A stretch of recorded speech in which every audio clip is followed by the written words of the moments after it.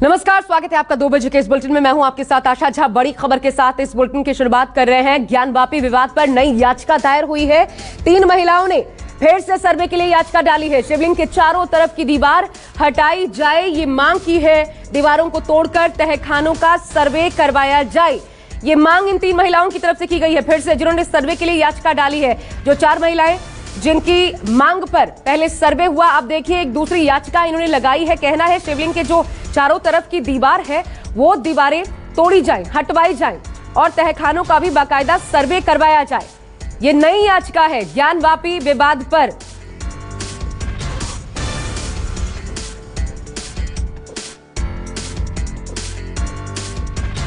बाबा मिले और बाबा के बिना शक्ति अधूरी है, शक्ति के बिना बाबा अधूरे हैं। माँ का पूरा परिवार है। अगर एक घर बनता है, एक परिवार बनता तो उसका पूरा परिवार होता है। साक्षात सारे पूरे परिवार निकलता चला जा रहा है, तो हम लोग पूरे परिवार की मांग की है। हम लोग चाह रहे हैं कि हमारे बाबा वहाँ से आजाद हो, उनका पूरा जो शिवलिंग है वो अच्छे से जो है कि जैसे मंदिर में होता है उस तरह हो, मलबा वहाँ से साफ हो, वहाँ से दीवार हटाई जाए ताकि गौरव और शिव दोनों साथ हो। हम लोगों ने वजू के लिए डाला है। वो लोग कह रहे हैं कि वो फव्वारा, लेकिन वो फव्वारा नहीं है, वो हम लोग का शिवलिंग है। वो 12 ज्योतिर्लिंग में एक शामिल है जो कि बनाया नहीं गया है। वो काट छाट के नहीं बनता, वो स्वयं में प्रकट हुए हैं। और चलिए इस पर ज्यादा अपडेट के लिए सीधा रुख करते मेरे साथ मेरे 2 सहयोगी इस वक्त जुड़ रहे हैं। अमिताभ ओझा हमारे साथ मौजूद हैं। लगातार वाराणसी में क्या कुछ गतिविधियां चल रही हैं उस पर नजर बनाए हुए हैं। इसके अलावा प्रभाकर मिश्रा भी हमारे साथ, आप देख सकते हैं उनको सुप्रीम कोर्ट में, क्योंकि ये मामला है। अमिताभ, मैं पहले आपके पास आ रही हूं। अब ये जो नई याचिका अमिताभ डाली गई है, इतनी जल्दबाजी एक तो किस बात की है, इस पर मुस्लिम पक्षकारों का क्या कहना है, और ये क्या अभी इस वक्त जिस दौर में सुनवाई चल रही है, क्योंकि अभी तो रिपोर्ट, स्टेटस रिपोर्ट अभी क्या है वो दाखिल की जानी है, कोर्ट कंसीडर करेगा?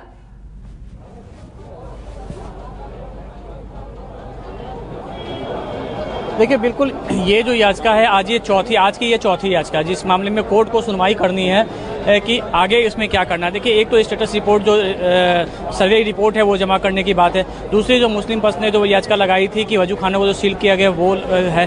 तीसरा जो है एक जो शासकीय अधिवक्ता के द्वारा जो अपील की गई है वजू खाने को लेकर वो है। और ये चौथी हिंदू पक्ष की तरफ से वहाँ जो दलील दी गई है कि जो मंदिर के और नंदी के बीच में, मस्जिद और मंदिर के बीच जो दीवार है उसे हटाई जाए। चारों ही मामलों में अब से कोर्ट की कार्रवाई शुरू हो चुकी है और कोर्ट इस पे देख रहा है। अब कोर्ट को देखना है कि किन मामलों को प्राथमिकता देता है और किस मामले में वो ज़्यादा आज की सुनवाई हो पाती है, क्योंकि अभी तक जो गतिविधियां हैं, अभी तक जो कोर्ट का रुख है उससे भी अभी डॉक्यूमेंट्स तैयार किए जा रहे हैं। जो शासकीय अधिवक्ता के द्वारा जो अपील की गई है उस पर वो सबमिट किया जा चुका है।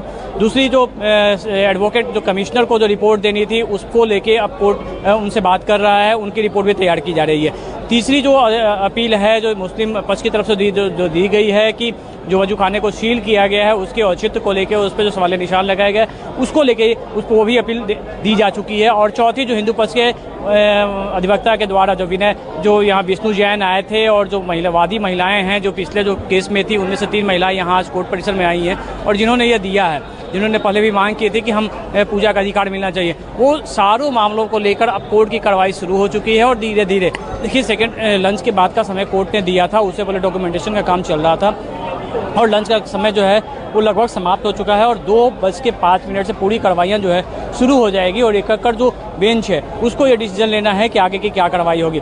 देखिए, बिल्कुल पूरा जो कोर्ट परिसर की हम बात करें तो पूरा सिक्योरिटी भी टाइट है और यहाँ कौतूहल का भी विषय है कि कोई इतने सारे 4 मामले एक साथ हैं और चारों ज्ञानपीठ जो मस्जिद विवाद है उससे जुड़ा हुआ मामला है। कोर्ट के लिए भी काफ़ी अहम दिन है और सबकी निगाहें इस पे लगी हुई हैं। फिलहाल सारे जो अदालती कार्रवाई है, जो डॉक्यूमेंटेशन का काम है वो चल रहा है। क्या आप वकील साहब बताएंगे कि अंदर क्या चल रहा है? देखिए, जो जानकारी मिली है उसके हिसाब से सर्वे के दौरान अधिवक्ता कमिश्नर द्वारा इतने डॉक्यूमेंट एकत्रित किए गए हैं, इतने फोटोग्राफ्स हैं, वीडियोग्राफ्स हैं, कि इन सारे को लेकर के आज के दिन में ही रिपोर्ट दिया जाना बहुत संभव दिखाई नहीं दे रहा है। अभी ताज़ा स्थिति पता चली उससे यही पता चल पा रहा है कि ये कोर्ट कमिश्नर न्यायालय से कुछ समय की मांग करना चाहते हैं कि न्यायालय उन्हें कुछ समय दे ताकि वो अपनी रिपोर्ट विस्तृत रूप में और जो प्रक्रिया के तहत है सारे डॉक्यूमेंट में नंबरिंग वगैरह करके सारे पक्षकारों का और सारे संबंधित लोगों का उस पर हस्ताक्षर लेकर के और तब उसको विधिवत न्यायिक प्रक्रिया के तहत न्यायालय में प्रस्तुत करें। एक बात जो कही जा रही है कि अभी जो है प्राइमरी वो रिपोर्ट अपनी देंगे और उसके बाद सप्लीमेंट में पूरे डिटेल्स के साथ देंगे, क्या ये हो सकता है? जी, ये संभव है, ये न्यायालय की अनुमति से ऐसा संभव है। न्यायालय से अगर ये अनुमति ले लिया जाए कि प्रारंभिक तौर पर जो भी चीज़ें उनके संज्ञान में आई हैं वो प्रस्तुत कर दें और उससे संबंधित जो भी एविडेंसेज हैं वो ऑन रिकॉर्ड के हिसाब से वो बाद में समय लेकर के न्यायालय से वो दाखिल कर सकते हैं। दूसरा जो मुस्लिम पक्ष ने जो अपना अच्छा अमिताभ, दोबारा आ रही हूं आपके पास। एक और बड़ी खबर इस बीच, ज्ञानवापी पर वाराणसी कोर्ट में सुनवाई शुरू हो चुकी है।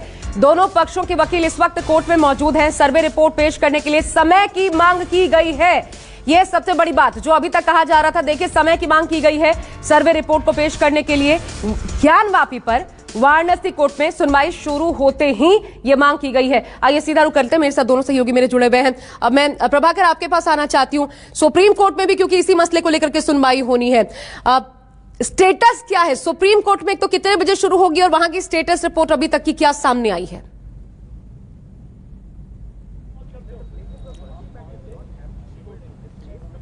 आशा, सुप्रीम कोर्ट में जिस बेंच पे सुनवाई होनी है, जस्टिस चंद्रचूड़ की बेंच पे सुनवाई होनी है, आइटम नंबर 40 आइटम नंबर है और उसमें आइटम नंबर 3 की सुनवाई जब हो रही थी कोर्ट उठ गई। 1 बजे लंच होता है सुप्रीम कोर्ट में, 1 बजे से 2 बजे तक।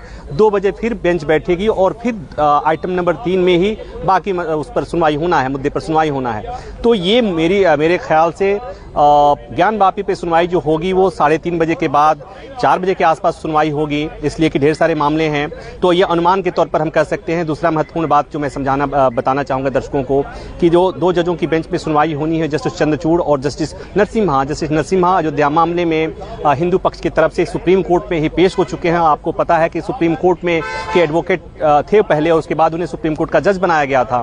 तो ये भी हो सकता है, इस बात की संभावना से इनकार नहीं किया जा सकता कि उनके सामने जब मामले की सुनवाई शुरू हो या मामला जब आए तो कोर्ट के सामने ये भी अपनी कई बार होता है कि ऐसे मामले में जजेस कहते हैं कि हम इस मामले में पेश हो चुके हैं इसलिए इस मामले में सुनवाई नहीं करेंगे, अपने को रिक्यूज कर लेते हैं, सुनवाई से अलग कर लेते हैं। तो इस बात की संभावना से इनकार नहीं किया जा सकता, लेकिन सीधे ये नहीं कहा जा सकता है, इसलिए कि ये सब उन पर निर्भर करता है। और साथ ही साथ इस मामले में जो पक्षकार होते हैं उनके तरफ से जब ऑब्जेक्शन होता है कई बार उसके बाद ये स्थिति आती है और कई बार जज खुद तय करते हैं। लेकिन आज की सुनवाई जो भी होगी बहुत महत्वपूर्ण होगी, क्योंकि सुप्रीम कोर्ट की सुनवाई से ही तय होगा कि ज्ञानवापी मामले में बनारस की अदालत में आगे मामला चलेगा या मामले पर विराम लगेगा, उस पर स्टेटस को लगेगा या सुनवाई रोक देगा सुप्रीम कोर्ट, या जो अब तक सर्वे हुआ है और जो चीजें भी आई हैं, दस्तावेज आया है, जो रिपोर्ट बनने वाली है वो रिपोर्ट सार्वजनिक होगा या उस रिपोर्ट को प्राइवेट कर दिया जाएगा या उसे सार्वजनिक करने पर रोक लगा दिया जाएगा। ये तमाम जो चीजें होंगी सुप्रीम कोर्ट की आज सुनवाई पर तय होंगी। सुप्रीम कोर्ट में जो याचिकाएं आई थी उसमें से मस्जिद कमेटी की तरफ से पहली बात जो कही गई थी वो तब कही गई थी जब सर्वे हो रहा था, जब एडवोकेट कमिश्नर अपॉइंट हुए थे उसके खिलाफ याचिका आई थी। आपको याद होगा कि मामला पहले हाई कोर्ट गया, हाई कोर्ट ने इस पर जब दखल नहीं दिया तो मामला सुप्रीम कोर्ट आया है। लेकिन चूंकि अब सर्वे हो चुका है इसलिए वो मुद्दा कहीं रहा नहीं। अब जो बात आएगी, चूंकि मस्जिद कमेटी की तरफ से याचिका लगाई गई है उसमें प्लेसेज ऑफ वर्शिप एक्ट की बात की गई है, उसकी दुहाई दी गई है, दलील दिया गया है कि प्लेसेज ऑफ वर्शिप एक्ट मौजूद है, उसके बावजूद भी ज्ञानवापी पर अदालत इंटरटेन कर रही है, ज्ञानवापी पर सुनवाई हो रही है और सर्वे हो रहा है, लिहाजा ये गलत है। और दूसरी बात ये कि आपको याद होगा कि ज्ञानवापी को लेकर ही हाईकोर्ट में पहले से भूमि स्वामित्व का लेकर मामला पहले से पेंडिंग है, उस आधार पर भी चुनौती कहा गया है सुप्रीम कोर्ट से कि मामला चूंकि हाईकोर्ट में पहले से पेंडिंग है इसलिए इस मामले में सुनवाई नहीं होनी चाहिए। तो ये बातें कोर्ट के सामने रखी जाएंगी और कोर्ट के सामने जो कल का डेवलपमेंट है, जो कल जिस तरह से शिवलिंग का दावा किया गया कि शिवलिंग मिला था और उसके बाद से वहां पर उस स्थान को सील कर दिया गया था और उसके बाद जो वहां दिक्कतें हुई हैं और मुस्लिम पक्ष का ये आरोप है कि कोर्ट ने एक तरफा आदेश दिया था, तो वो भी बातें कोर्ट के सामने आज सुनवाई के दौरान रखी जाएंगी। तो सुप्रीम कोर्ट की आज की सुनवाई, जैसा मैंने कहा, कि इस लिहाज से बहुत महत्वपूर्ण है कि क्या होगा ज्ञानवापी में, आगे बनारस कोर्ट में मामला चलेगा या मामले पर कुछ समय के लिए विराम लगेगा, स्टेटस स्टे लगेगा या स्टेटस को होगा, या क्या सुप्रीम कोर्ट ज्ञानवापी मामले को सुप्रीम कोर्ट में अपने पास बुला लेगा। तथ्य तो क्या रखे जा सकते हैं आपने ये बता दिया, लेकिन दोनों पक्षों की तरफ से, हिंदू पक्ष भी क्योंकि इसी मसले पर अब कोर्ट में है, तो हिंदू पक्ष की तरफ से और मुस्लिम पक्ष की जो मस्जिद कमेटी है उनकी तरफ से याचिका में कहा क्या गया है, एग्जैक्टली मांगे क्या क्या की गई हैं?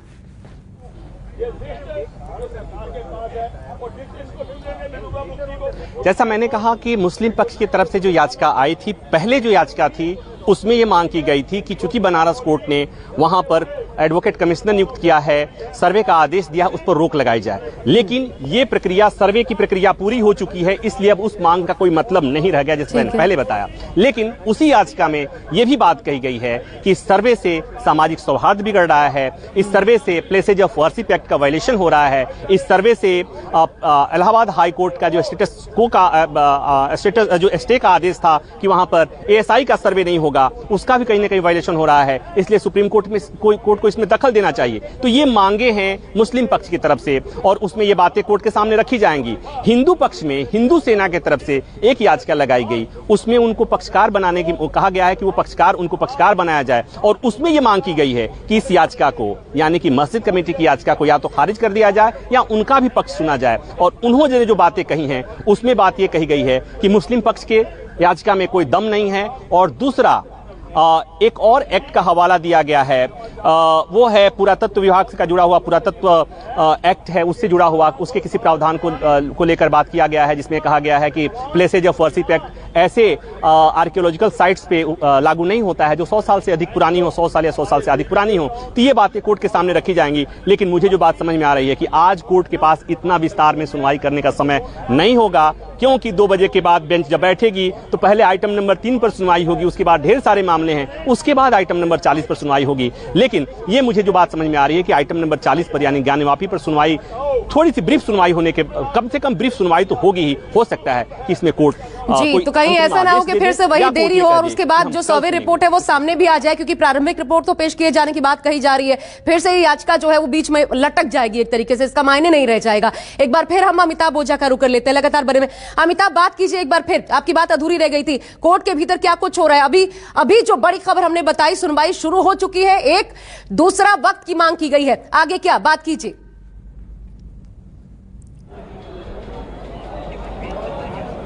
वकील साहब, जो कार्रवाई तो शुरू हो चुकी है, जी जी जी, वक्त की मांग की कही जा रही है, अभी आगे कार्रवाई क्या होगी? देखिए, अभी प्रारंभिक कार्रवाई जो शुरू हुई उसमें ये शुरू हुई है कि पक्षकारों ने अपने द्वारा जो भी प्रार्थना पत्र याचिकाएं प्रस्तुत की गई हैं उसके बारे में प्रारंभिक तौर पे अपनी बात रखी गई है। दूसरे पक्षकारों ने उससे संबंधित प्रपत्र मांगे हैं कि हमको प्रपत्र दिया जाए, ताकि हम उसमें ये देख सकें कि पक्षकारों ने क्या क्या बातें कही हैं, उस पर वो रिजॉइंडर फाइल कर सकें। और इसलिए आज जहाँ तक लगता है कि इन याचिकाओं में आज कोई निर्णय आ पाना संभव नहीं दिखाई देता है। ऐसा लगता है कि आज बस पक्षकारों के मध्य उन प्रतियों का लेन देन हो सकता है और बाद में आपत्ति आने के बाद ही उसका निस्तारण दिखाई दे रहा है। अच्छा, ये तो हो गया कि जो सर्वे रिपोर्ट की बात कर रही थी, बाकी जो 2-3 याचिकाएं जो वहाँ दाखिल हुई हैं उन पे कब सुनवाई? जो नई याचिकाएं दाखिल की गई हैं उसी के बारे में हम ये बता रहे हैं कि नई याचिकाओं के दाखिल किए जाने की तिथि में ही उसका निस्तारण होना संभव नहीं होता है। होता ये है उसकी जो प्रक्रिया ये है कि जब आप कोई बात प्रस्तुत करते हैं तो दूसरे पक्षकार को उसकी प्रति देनी होती है। दूसरा पक्षकार को न्यायालय यह अवसर देता है कि वो अगर उसे कोई आपत्ति देनी है तो वो अपनी आपत्ति दे सकता है, और वो आपत्ति आने के बाद ही दोनों पक्षों को सुन करके और तब न्यायालय कोई निर्णय करता है।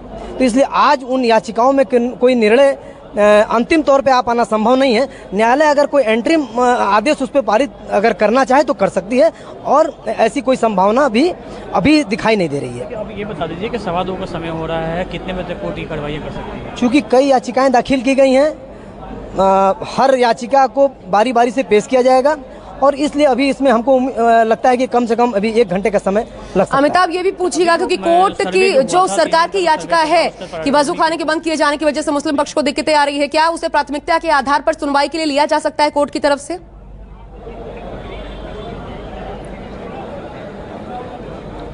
जी बिल्कुल, देखिए सरकार की तरफ से जो याचिका दाखिल की गई है उसमें ये कहा गया है कि क्योंकि जो वजू खाना है वहाँ पे मछलियाँ भी हैं, उस पॉन्ड में मछलियाँ भी थी, तो क्या उसे प्राथमिकता के आधार पर तो सुनवाई हो सकती है? देखिए, अभी मछलियों जरूर ये बात रखी गई है, लेकिन चूंकि ऐसी कोई समस्या नहीं है, मछलियों को जहाँ अलग से व्यवस्था दी गई है, उन्हें ऑक्सीजन उपलब्ध कराया गया, उनको पानी व्यवस्था दी गई है, एक व्यवस्था दी गई, तो उनका जीवन सुरक्षित है। ऐसी तत्काल कोई ऐसी समस्या नहीं है। वजू खाना को लेकर के न्यायालय ने जो कल आदेश पारित किया था, फिलहाल अभी वही आदेश यथावत है, उसमें कोई अभी तक परिवर्तन नहीं हुआ है। अभी प्राथमिकता के आधार पर उससे कोई सुनवाई हो सकती है, आदेश दे सकते हैं कि नहीं? न्यायालय कोई अंतरिम आदेश दे सकती है, लेकिन फाइनल आदेश होने में कुछ समय लगेगा। बिल्कुल देखिए, अमिताभ, क्या ये भी खबर है कि मुस्लिम पक्ष की तरफ से, क्योंकि कोर्ट ने तुरंत कहा कि जहां पर शिवलिंग मिला है उस एरिया को सील कीजिए, वहां कोई जा ना पाए, ये स्थिति बना के रखिए, ये डीएम की जिम्मेदारी होगी, प्रशासनिक व्यवस्था वहां पर इस प्रकार की होनी चाहिए, उसको लेकर के मुस्लिम पक्ष की तरफ से क्या एतराज जताया गया है कोर्ट के भीतर?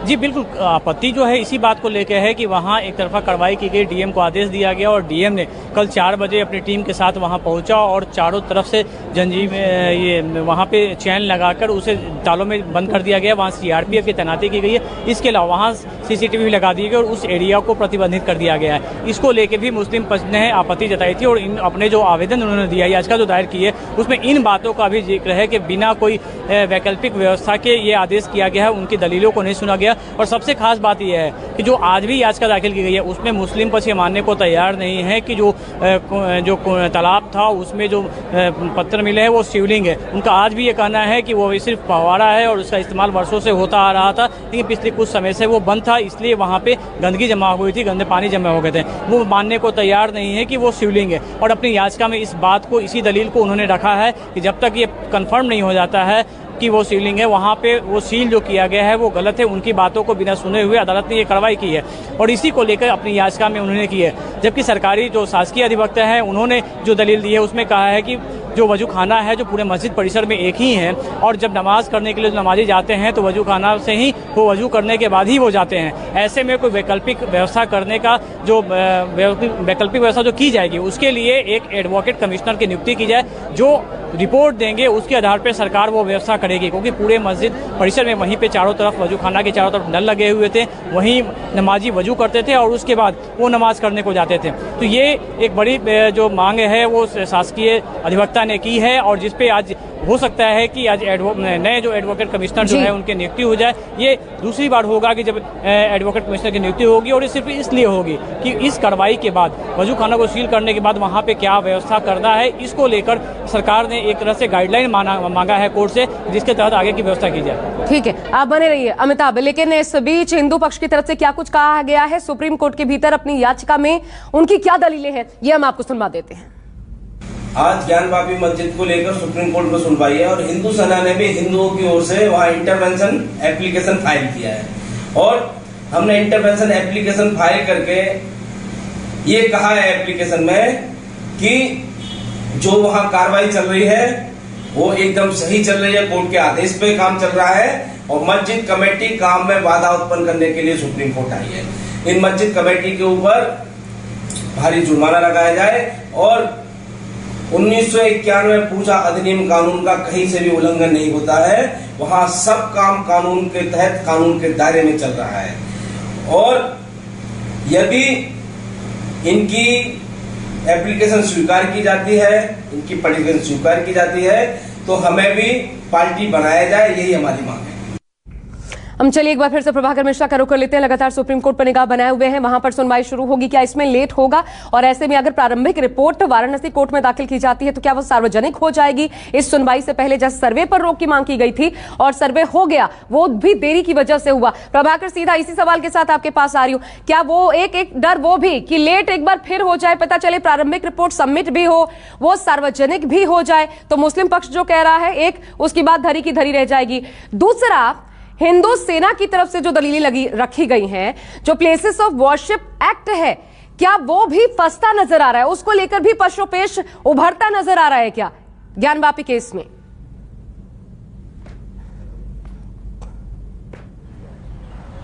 देखिए, पहले सवाल का जवाब तो यह है कि सुप्रीम कोर्ट में सुनवाई अगर बाद में होती है, पहले बनारस कोर्ट में सुनवाई हो जाती है तो उसके बाद भी ये हो सकता है कि सुप्रीम कोर्ट अपना आदेश दे दे और इतना भी समय नहीं है मेरे हिसाब से, 4 बजे के पहले सुप्रीम कोर्ट सुनवाई कर ही लेगा।